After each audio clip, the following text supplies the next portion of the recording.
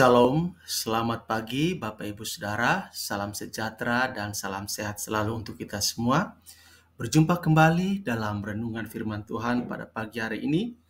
Harapan dan doa saya kiranya damai sejahtera dari Allah Bapa di sorga, kasih dan anugerah dari Tuhan Yesus Kristus, serta sukacita oleh Roh Kudus melimpah dalam hidup kita semua. Amin.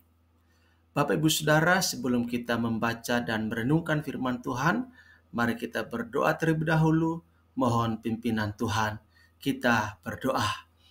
Bapa di sorga, di dalam nama Tuhan Yesus, Juru Selamat kami yang hidup, kami mengucap syukur dan terima kasih Tuhan, buat pagi hari ini, di mana Tuhan, oleh anugerah-Mu kami diberi kekuatan, diberi kesehatan, diberi kesempatan yang terbaik untuk kami menjalani kehidupan yang masih Tuhan percayakan kepada kami. Pagi hari ini Tuhan, kami akan membaca dan merenungkan firman-Mu.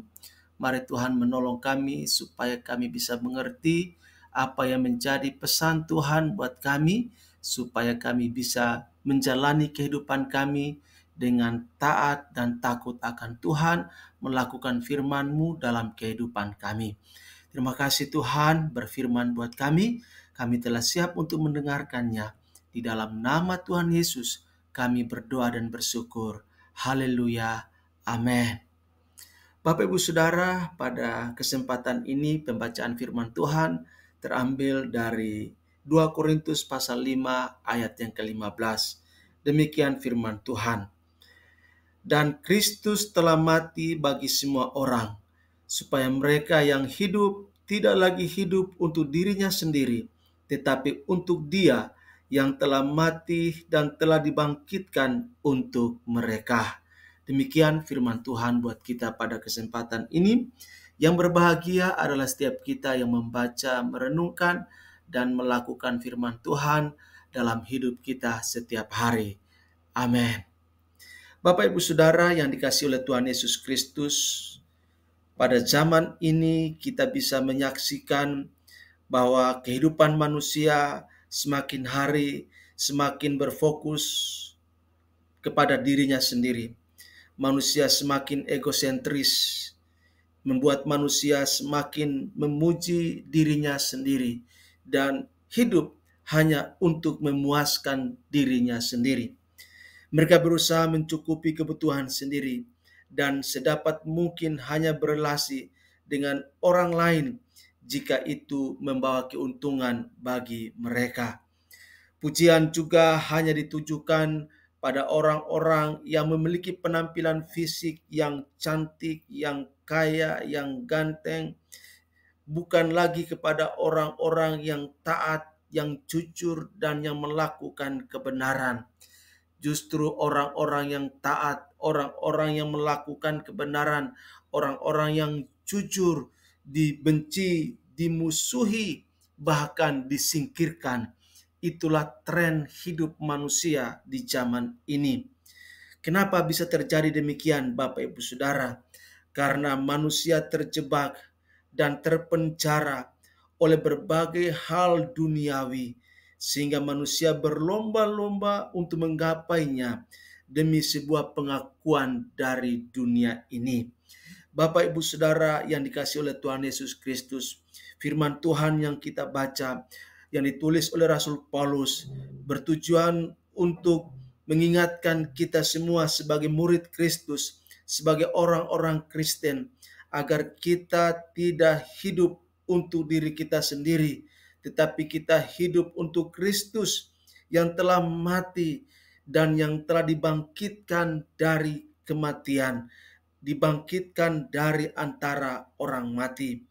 Kita hidup bukan karena kekuatan dan kehebatan kita, bukan juga karena kekayaan atau jabatan yang kita miliki, juga tidak ada sesuatu hal yang bisa kita andalkan, yang bisa kita banggakan, yang bisa kita harapkan di hidup kita sehingga kita bisa bertahan. Namun marilah kita sadari Bapak Ibu Saudara, bahwa hidup kita adalah sebuah anugerah yang diberikan oleh Allah kepada kita. Kita telah ditebus dan harganya telah lunas dibayar oleh darah Kristus, di mana Dia telah mengorbankan dirinya supaya kita yang hidup bukan lagi hidup untuk diri kita sendiri, tapi hidup untuk Kristus dan mempermuliakan Kristus serta menjadi berkat bagi sesama kita. Bapak Ibu Saudara, hidup kita bukanlah milik kita lagi, melainkan hidup kita adalah kepunyaan Allah, milik Tuhan. Artinya hidup kita harus kita sesuaikan, harus kita selaraskan dengan apa yang menjadi keinginan Tuhan dan menjalani hidup ini sesuai dengan kebenaran firman Tuhan. Demikian jugalah kita sebagai orang percaya. Kita tahu bahwa kita sedang menjalani kehidupan diawasi oleh Tuhan, di hadapan Tuhan. Dan kita percaya bahwa tanpa bantuan Tuhan, tanpa Tuhan kita tidak bisa berbuat apa-apa. Tanpa Tuhan hidup kita akan mengalami kekacauan, akan mengalami ketidakaturan, akan mengalami konflik yang berkepanjangan. Itu sebabnya Tuhanlah yang menjadi penolong kita.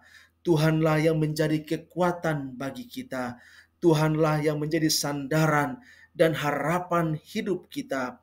Oleh sebab itu, marilah kita menghayati kasih Tuhan dalam hidup kita dan menjalani hidup ini sesuai dengan rencana dan kehendak Tuhan.